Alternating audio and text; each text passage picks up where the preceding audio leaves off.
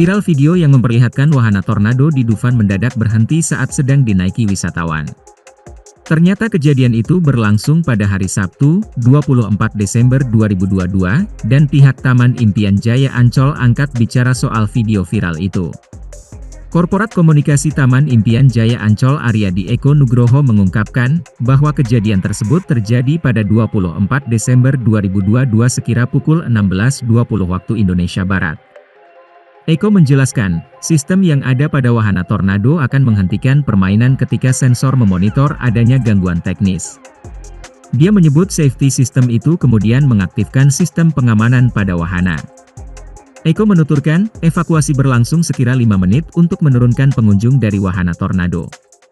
Dia memastikan, semua pengunjung selamat tanpa ada yang cedera sedikit apapun. Atas insiden tersebut, pihak pengelola menyampaikan permohonan maaf dan memastikan bahwa keselamatan pengunjung merupakan prioritas utama. Oke, jadi mesin tornado ini trouble dan lihat menghantam ke orang di sini.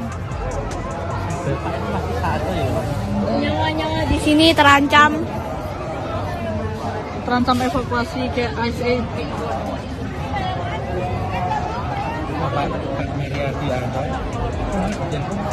Terus mati. Jangan memperingati tornado ini. Terima kasih sudah nonton.